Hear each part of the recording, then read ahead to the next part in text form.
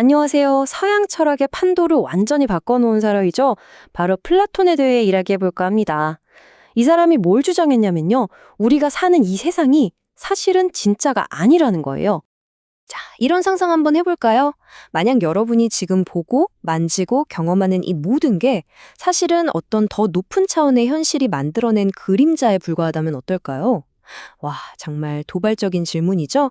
바로 이 지점에서 플라톤의 가장 유명한 이야기, 동굴의 비유가 시작됩니다. 자, 그럼 우리 다 같이 플라톤의 그 유명한 동굴 안으로 한번 들어가 보시죠. 이 안에서는요, 현실이라는 게 우리가 알던 거랑은 완전히 달라요. 플라톤은 이 사람들이 바로 우리라고 말합니다. 네, 바로 우리요. 평생을 동굴 벽에 비친 그림자만 보면서 그걸 진짜라고 믿고 살아가는 죄수들이라는 거죠. 정말 충격적인 비유죠? 바로 여기서부터 그의 철학이 출발하는 겁니다. 아니, 그럼 진짜 현실은 대체 뭘까요? 그 답을 찾으려면 이제 동굴 밖으로 나가야겠죠. 그 첫걸음이 바로 플라톤 철학의 핵심, 이데아론을 이해하는 겁니다. 자, 이게 핵심 개념인데요. 뭐냐면 우리가 눈으로 보고 경험하는 이 물리적인 세계는 진짜 세계가 아니라는 거예요. 대신에 진짜 궁극적인 현실은 저 너머에 완벽하고 영원하고 절대 변하지 않는 이데아, 즉 형상의 세계에 존재한다는 거죠. 우리가 사는 세상은 그저 그 원본의 불완전한 복제품에 불과하다는 생각입니다. 이게 좀 추상적으로 들릴 수 있으니까 의자를 예로 한번 들어볼게요. 자, 여기 물리적인 의자가 있습니다. 이건 뭐 흠집도 나고 부서지기도 하고 언젠가는 썩어 없어지겠죠. 불완전한 복제품이니까요. 하지만 의자라는 그 완벽한 개념 자체, 그러니까 의자의 이데아는 어떤가요? 그건 우리 머릿속에서 영원히 변하지 않잖아요. 그게 바로 완벽한 원본이라는 겁니다. 우리가 감각이 아니라 오직 이성으로만 파악할 수 있는 진짜 실제인 거죠. 이거 한번 생각해 보세요. 여러분, 살면서 완벽한 원을 본 적 있으세요? 컴파스로 그려도 사실 완벽하진 않잖아요. 근데 우리는 완벽한 원이 뭔지 알고 있고 이해할 수 있죠. 플라톤은 바로 이게 증거라고 말합니다. 우리의 이성이 감각 세기를 넘어서서 저 너머에 있는 영원한 원의 이데아에 접속하고 있다는 증거라는 거죠. 아하, 쉽죠? 자, 이렇게 거대한 현실 이론이 그럼 윤리나 정치 문제와는 어떻게 연결될까요? 플라톤은 아주 재미있는 비유를 하는데요. 이상적인 국가란 바로 크게 쓰인 영혼과 같다고 봤습니다. 근데 여기서 플라톤이 말하는 정의는 우리가 보통 생각하는 거랑은 좀 달라요. 단순히 공평하다, 평등하다 이런 게 아니고요. 전체를 이루는 각 부분이 자기 역할을 제대로 하면서 서로를 방해하지 않는 조화로운 상태. 일종의 질서 같은 거죠. 이걸 꼭 기억하셔야 다음 내용이 이해가 됩니다. 자, 이 표를 한번 보세요. 기가 막히게 들어왔습니다. 도시의 계급과 우리 영혼의 부분이 정확히 일치하죠. 맨 위에는 지혜를 갖춘 통치자 계급이 있는데 이건 우리 영혼의 이성에 해당하고요.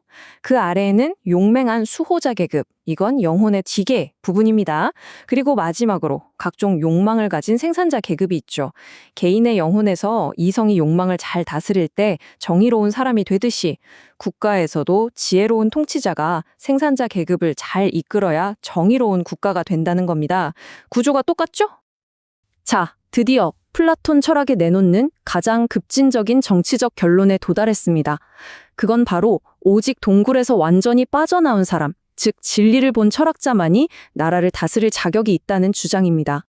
플라톤은 이렇게 말합니다. 철학자가 왕이 되거나 왕이 철학자가 되기 전까지는 이 도시의 불행은 끝나지 않을 것이다.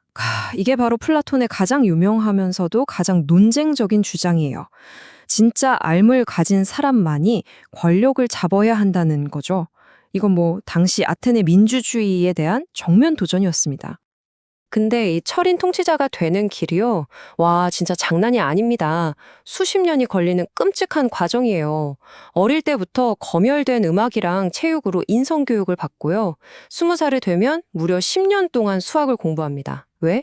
정신을 추상적인 진리의 세계로 돌리기 위해서죠. 이걸 통과하면 30살부터 5년 동안 본격적으로 철학, 즉 변증술을 배웁니다. 이데아를 파악하기 위해서요.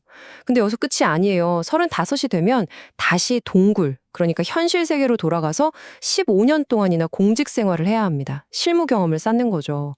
그리고 마침내 50살이 되었어야 통치할 준비가 되었다고 보는데 심지어 본인은 하기 싫어하는 걸 억지로 시켜야 합니다. 그런데 플라톤의 이상 국가에는 좀 불편하고 논쟁적인 부분이 있습니다. 바로 사회적 조화를 유지하기 위해서 국가가 시민들에게 고귀한 거짓말을 사용한다는 점이에요. 예를 들면 이런 신화를 퍼뜨리는 거죠. 시민 여러분은 모두 땅에서 태어났는데 영원에 섞인 금속이 다릅니다. 통치자는 금, 수호자는 은, 생산자는 동과 철이 섞여 있죠. 이런 식으로요. 사회 질서라는 더 큰 선을 위해서라면 진실이 아닌 유용한 신화를 사용해도 된다는 이 생각. 이건 오늘날까지도 엄청난 논쟁거리입니다. 자, 그럼 이 아주 오래된 생각들이 오늘날 우리에게 대체 어떤 의미가 있을까요? 왜 우리는 아직도 플라톤의 그림자 안에서 살고 있다고 말하는 걸까요? 한번 보세요. 진리는 상대적이다 라는 주장에 맞서서 어떤 객관적인 도덕적 진리가 존재한다고 믿는 것, 플라톤의 생각이죠. 수학적인 실제가 우리 마음과 상관없이 저기 어딘가에 존재한다는 생각도 마찬가지고요.